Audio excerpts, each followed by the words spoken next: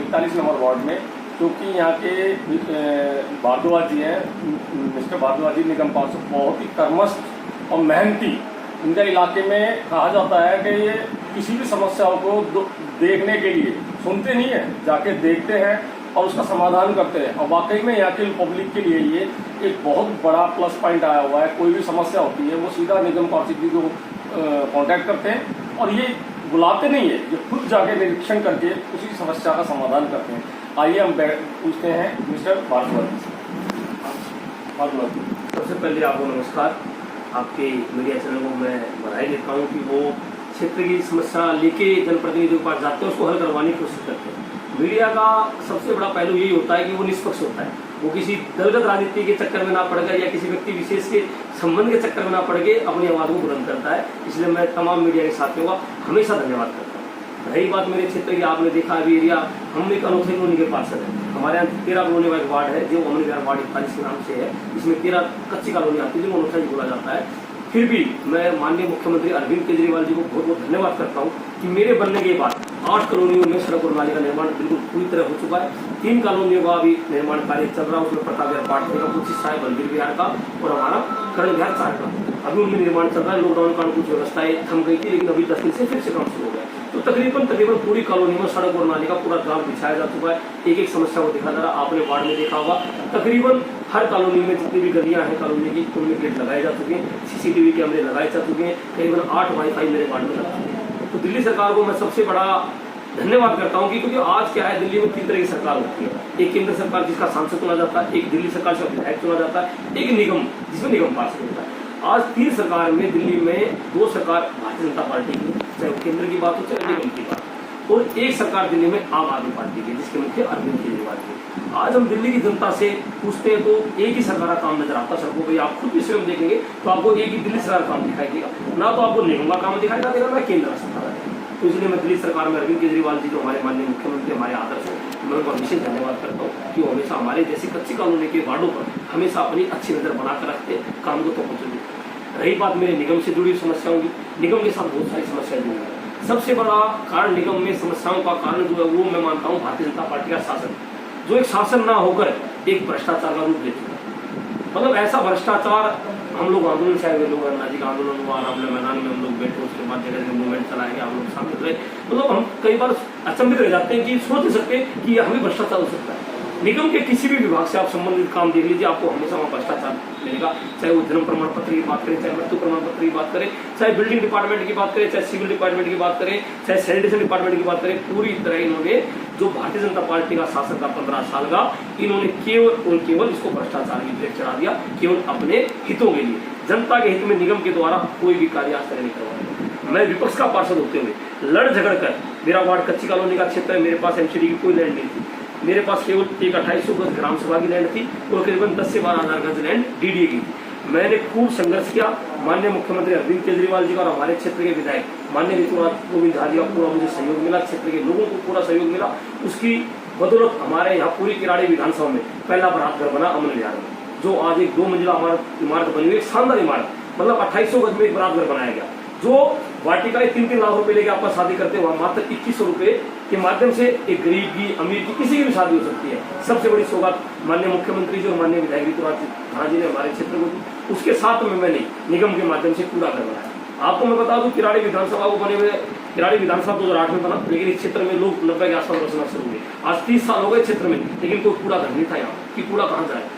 मैंने आप सबके प्रयास से, आपका सहयोग रहा, क्षेत्र के लोगों का सहयोग रहा, दिल्ली सरकार का सहयोग रहा, जिन्होंने मुझे ग्राम सभा का 150 गज पूरा दिया, जिसके बदौलत मैं वहाँ पूरा घर का निर्माण करवा पाया MCD से। ऐसे ही DDA की जो जमीन थी, मैंने 2 साल लगातार DDA से पत्राचार के माध्यम से व्यक्तिगत स्तर से पूरी तरह मतलब संघर्ष किया, लगनशीलता से काम किया। उसकी बदौलत मुझे 2800 का जमीन स्कूल के लिए मुझे मिला, म्यूनसिपल प्राइमरी स्कूल में।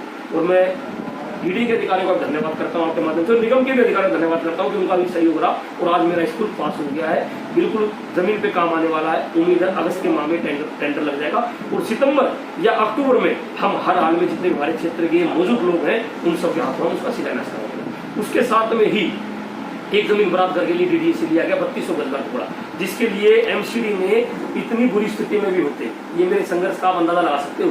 कि मैं एक ऐसा पार्षद हूँ जो एमसीडी में इतनी आर्थिक बता ली है कि कर्मचारियों को तनख्वाह नहीं दे पा रहे, लेकिन एमसीडी कमिश्नर ने 4.25 करोड़ रुपए मेरे क्षेत्र में बरात घर बने उसकी जमीन के लिए डीडीओ को दिया, और वो जमीन आज एमसीडी के पास आ चुकी है। वो प्रोजेक्ट रोहिणी के पास आज जमीन है, उसका नक्शा तैयार हो चुका है, 3 मंजिला हम उसका नक्शा तैयार करवा चुके हैं। जल्द उसको भी टेंडर लगाकर उस पर भी काम शुरू करेंगे, और वो बरात घर ऐसी जगह बनेगा जो बाबा विद्यापति मार्ग है, जो हमारी किराड़ी का सबसे मुख्य मार्ग है, जो रोहिणी सेक्टर 22 रोड तक और रोहतक रोड तक जाता है।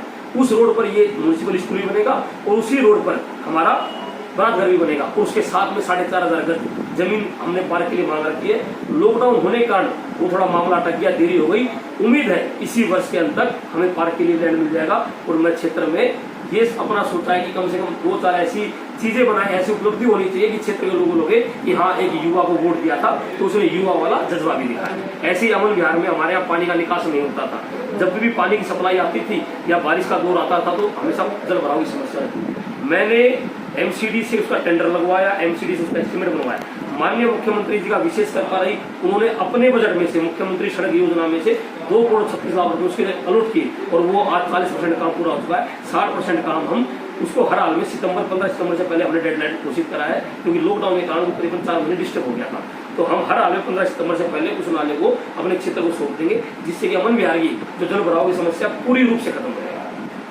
अच्छा जी, अभी जो आपने देखा, हमने गेटों का लगाए हैं, शिलान्यास किया है आपने, वो वाल्मीकि द्वार के नाम से और परशुराम द्वार के नाम से और महात्मा बुद्ध के नाम से ये किया है। तो आपको इतनी जल्दी इतना जो देख रहे हैं, हम सारे वार्डों में हमने देखा है, इतनी जल्दी इतनी फास्ट काम किया है, काबिल तारीफ है। देखो ये मेरे क्षेत्र की जनता का आशीर्वाद है, क्योंकि मेरी जो असली ताकत है वो कोई मेरी चुने हुए प्रतिनिधि तो अकेला होता है, उसकी अकेली ताकत जनता होती है। अगर आज IAS ऑफिसर हमें खड़ा होकर अपनी कुर्सी से अगर वो दुआ सलाम करता है, नमस्कार करता है, तो मेरी वजह से नहीं कर रहा, वो मेरी जो पब्लिक है, जो जनता ने मुझे नुमाइंदा बनाया, उसकी वजह से कर रहा है। उसी ताकत का नतीजा है कि आज मैं अपने यहाँ 6 द्वार मैंने बनवाए, उसमें भगवान परशुराम द्वार, बाबा साहब भीमराव अम्बेडकर द्वार, महाराजा अगस्त सिंह द्वार, भगवान गौतम बुद्ध द्वार, निरंकारी द्वार, ऐसे मैंने 6 द्वार बनवाए, और 8 रोडों का नामकरण मैंने अपने क्षेत्र में करवाया। मैं बता दूं आप तक कि यहाँ 10-10 साल लोग पार्षद रह गए, लेकिन 2 रोडों से ऊपर नामकरण नहीं करवा पाए, एक कूड़ा घर नहीं बनवा पाए। लेकिन मुझे विशेष जो मेरी जनता का रहता है, और ये बात मेरे अधिकारियों को पता है कि रविंद्र वो कार्यकर्ता, मैं नेता के रूप में कभी भी काम नहीं करता हूँ, कि मैं नेता नहीं हूँ। मैं आज भी खुद ड्राइविंग करता हूँ, क्षेत्र में खुद घूमता हूँ, एक चीज समझता हूँ। कई लोग मेरे पास आते हैं, भाई साहब वहां मत जाना, वहां लोग ज्यादा गुस्से में, कोई बात नहीं, डांटी तो लेंगे, उन्हीं का तो बच्चा हूँ, अगर मुझे नहीं डांटेंगे तो किसे डांटेंगे। इस तरीके से तो लगता है जैसे कि आप युवा राजनीति को आपसे सीख है कि आप जितने युवा भी हैं उतना फास्ट आपका काम भी है, तो यानी कि आप एक प्रोत्साहन कर रहे हैं युवाओं को राजनीति में। देखो मैं आपको बताऊं, मैं गलत हूं या सही हूं, मैं क्या मानता हूं, जो 45 साल से ऊपर के व्यक्ति हो जाते हैं उनमें ना एक ईगो हो जाती है, वो झुकना पसंद नहीं करते, नमस्ते करना पसंद नहीं, वो सोचते हैं हम बड़ी एज के हो गए, हमें लोग नमस्ते करें। तो युवा के अंदर सबसे बड़ा ये खूबी होती है कि अपने से बड़ा 1 साल बड़ा जब भी पाँव पकड़ लेगा, उसमें ईगो नहीं होता और ना वो जल्दी बुरा मानता, तो उसका एक फायदा समाज को मिलता है, और उसका फायदा मैं पूरा दूंगा अपने समाज को भी। उन्होंने युवा में, क्योंकि जब मैं चुनाव लड़ रहा था तो बहुत सारी बातें चल रही थी, अरे बिल्कुल नौजवान है, नई पार्टी से आए हुए हैं, क्या काम करा पाएंगे। लेकिन आज 3 साल में किराड़ी में 5 वार्ड है, उसमें 3 भारतीय जनता पार्टी के मेंबर काउंसिलर है और 2 आम आदमी पार्टी के।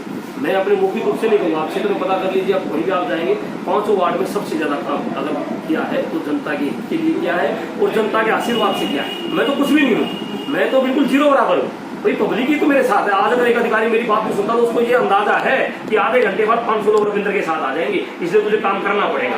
मैंने क्या बताया, अगर आर्थिक तंगाली जहां एमसीडी अपने कर्मचारियों को भी तनख्वाह नहीं दे पाई, उस दौर में भी अगर 3,64,09,626 रुपए देती है डीडीओ को जमीन लेने के लिए, कि रविंद्र भारद्वाज के वार्ड में उनके क्षेत्र की जनता के लिए अगर बरात घर बने, तो ये जनता की ताकत दिखाती है। ये आम आदमी पार्टी की ताकत है, ये हौसला है कि हाँ हम आम आदमी पार्टी वाले जमीनी लोग हैं, हम लोग हवाई राजनीति नहीं करते, ना हमें हवाई राजनीति करने का शौक है। हम पहले भी जमीन पे रह के काम करते थे और आज भी जमीन पे रह के काम करते हैं। देखिए ये थे हमारे साथ वार्ड नंबर 41 के रविंद्र भारद्वाज जी, जिनका काम बोलने ये काम बताता है कि एक युवा काउंसलर होके इतना मेहनती, इतनी सक्षम से अपने वार्ड को नीट एंड क्लीन रखना और उसमें कामों के बाहर लगा देना, ये एक राजनीति में भी एक तरह का अपने आप में सिंबल है। एक युवा इतना भी कर सकता है जिसने आज तक पहले किसी राजनीति में, ना छात्र राजनीति ना किसी तरीके की राजनीति में कोई कदम नहीं रखा, पहली बार निगम पार्षद बना और उसमें अभूतपूर्व काम करके दिखाया। नमस्कार, मैं रविंद्र भारद्वाज, आप सबको 15 अगस्त जो हमारा देश का स्वतंत्रता दिवस है, हम सबके लिए बड़ा खुशी का पर्व होता है कि इस दिन हम सबको गुलामी की जंजीरों से आज़ादी मिली। उसके लिए मैं सबसे पहले जिस भी व्यक्ति ने इस स्वतंत्रता आंदोलन के यज्ञ में आहुति दी, अपने बलिदानों का, अपने प्राणों का बलिदान दिया, उन सबको नमन करता हूँ। और आप सबको मैं आम आदमी पार्टी और माननीय मुख्यमंत्री अरविंद केजरीवाल जी की तरफ से मैं रविंद्र भारद्वाज आपको हार्दिक बधाई देता हूँ। और आप सबको ये कहूँगा कि स्वतंत्रता हमें केवल हंसने और खेलने से नहीं मिली। हम आज अपने जीवन को अच्छी तरह जी रहे हैं, अपने परिवार के साथ अपने घर में सुख और चैन से बैठे हैं। तो उन लोगों में जैसे बैठे हैं जो युवा होते हुए मात्र 23 साल की उम्र में भगत सिंह फांसी का फंदा चूम गए सिर्फ इसलिए कि इस देश को आजादी मिले, उन सबको हमें याद करना चाहिए, उनको अपना आदर्श मानना चाहिए, उनको विचारों को अपने बच्चों को बताना चाहिए कि जो हमारे आने वाली पीढ़ी है वो इस आजादी की कीमत जान सके कि हमें आजादी कैसे मिली। तो मैं आजादी की स्वतंत्रता दिवस की आप सबको, पूरे देशवासियों को, दिल्ली वासियों को और क्षेत्रवासियों को हार्दिक बधाई देता हूँ। और जन्माष्टमी के त्यौहार भगवान श्री कृष्ण के जो जन्म हुआ जन्माष्टमी के दिन, उसकी भी मैं विशेष बधाई अपनी पार्टी की तरफ से, आम आदमी पार्टी की तरफ से, माननीय मुख्यमंत्री अरविंद केजरीवाल जी की तरफ से और मैं निगम पार्षद रविंद्र भारद्वाज की तरफ से आप सबको ढेरों सारी बधाई देता हूँ।